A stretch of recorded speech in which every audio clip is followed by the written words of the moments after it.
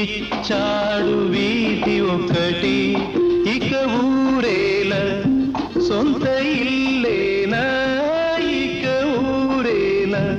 సొంత ఇల్లేల ఓ చెల్లేనా ఏల ఈ స్వార్థం ఏది పరమార్థం ఏల ఈ స్వార్థం ఏది పరమార్థం